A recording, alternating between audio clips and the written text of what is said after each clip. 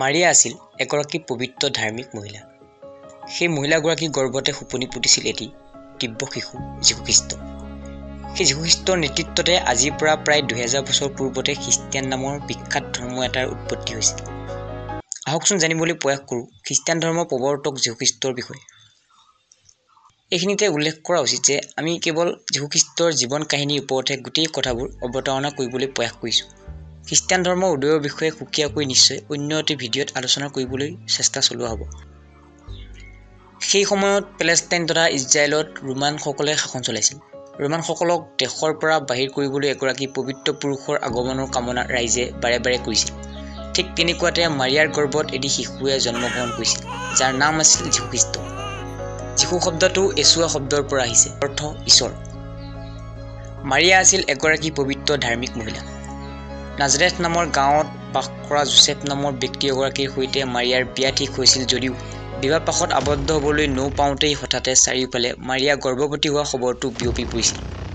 এচামে গোটেই ঘটনাটোক ঘৃণাৰ চকুৰে চাইছিল, বহুতে ঠাট্টা মস্কৰাও কৰিছিল। মাৰিয়াই কিন্তু বাৰে বাৰে ৰাইজক পতিয়ন নিয়াবলৈ চেষ্টা চলাইছিল যে ৰাইজে যেনেকৈ ধাৰণা কৰি লৈছে কথাবোৰ ঠিক তেনেকুৱা একেবাৰে নহয়।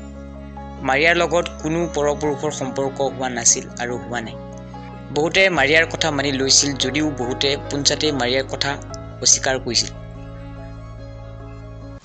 সেই সময়ত চাৰিওফালে ধৰ্মীয় কট্টৰতা ইমানেই তীব্ৰ আছিল যে কাম বন কৰি খোৱা সহজ সৰল মানুহৰ বাবে জীয়াই থকাটো বহুত জটিল হৈ পৰিছিল। ধৰ্মক বাদ দি কোনো কথাই আগ নাপাইছিল। প্ৰতিটো কথাতে ধৰ্মক আগত ৰাখিবলৈ চেষ্টা চলোৱা হৈছিল। গোটেই সমাজ ব্যৱস্থা ধৰ্মশাস্ত্ৰত উল্লেখিত কথাৰাজিৰ মতে পৰিচালিত আছিল। সেইবাবে ধৰ্মগুৰুসকলৰ দ্বাৰা মুখৰিত কথাবোৰ বিনা বিচাৰ বিবেচনাৰে ৰাইজে মানি চলিছিল।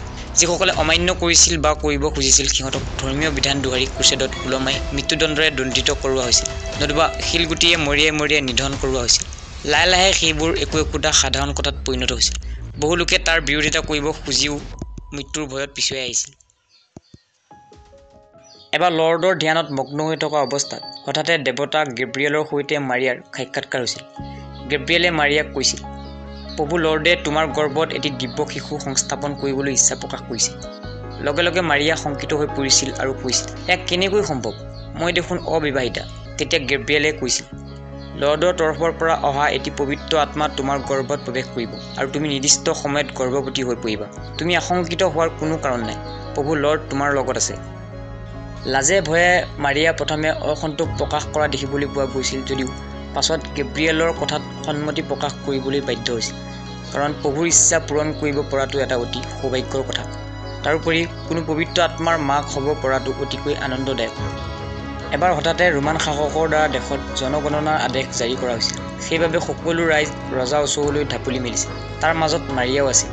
ঠিক তেনেকুৱাতে মাৰিয়াই মাজবাটত গৰ্ভপাত কৰিছিল আৰু যীশুখ্ৰীষ্ট নামৰ এটি দিব্য শিশুৰ জন্ম দিছিল। লাহে লাহে গোটেই ঘটনাটো ৰাইজৰ মাজত চৰ্চাৰ কেন্দ্ৰবিন্দু হৈ পৰিছিল। বহুতে বহু ধৰণে কথাটো বিবেচনা কৰিছিল।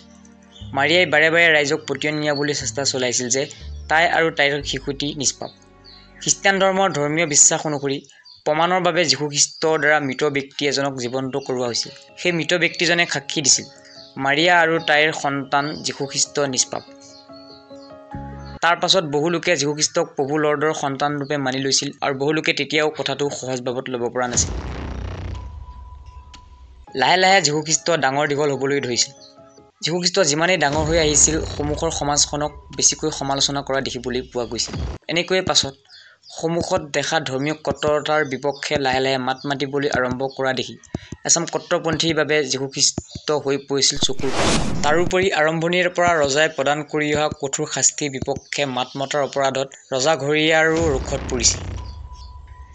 সদশেষত 12 গৰাকী অনুগামী লগত লৈ যীশুখ্ৰীষ্ট এটি ধৰ্মীয় আদৰ্শৰ প্ৰচাৰ আৰু প্ৰসাৰৰ কামত ব্যস্ত হৈ পৰিছিল, যাৰ বাবে যীশুখ্ৰীষ্ট এচাম কট্টৰপন্থীৰ আক্ৰমণৰ লক্ষ্য হৈ পৰিছিল। শেষত যীশুখ্ৰীষ্টক সমাজৰ পৰা বহিষ্কাৰ কৰোৱা হৈছিল।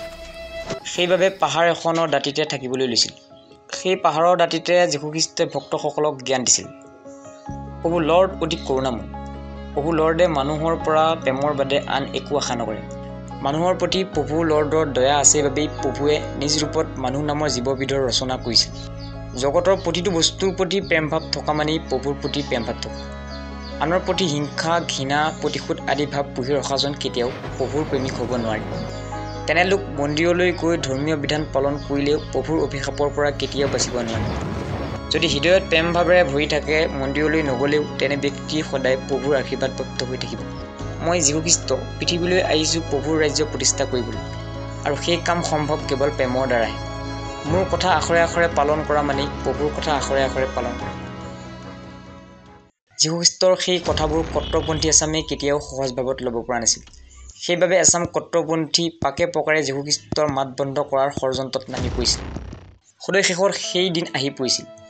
লাহে লাহে যীশুখ্ৰীষ্টক এচামে প্ৰভুৰ পুত্ৰৰূপে আখ্যা দিবলৈ ধৰাত কট্টৰপন্থীসকল আগৰ দৰে হাত সাৱটি বহি নাথাকিল। যীশুখ্ৰীষ্টই নতুন এটি ধৰ্ম অৱতাৰণা কৰিবলৈ গৈ আছে বুলি ৰজাৰ ওচৰত অভিযোগৰ ওপৰত অভিযোগ দাখিল কৰাত লাগি পৰিছিল সেই কট্টৰপন্থীসকল।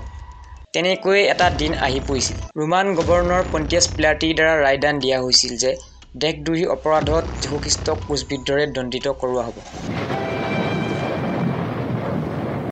তাৰ পাছতো যীশুখ্ৰীষ্টই সাহস হেৰুওৱা নাছিল। অন্তিম সময়ছোৱাত যীশুখ্ৰীষ্টই কৈছিল, সিহঁত অবুজ, অকৰা, সেইবাবে সিহঁতে কথাবোৰ বুজিবলৈ চেষ্টা নকৰে। প্ৰভুৱে সিহঁতৰ পাপবোৰ ক্ষমা কৰি দিয়ক আৰু কথাবোৰ বুজিবলৈ সুমতি দিয়ক।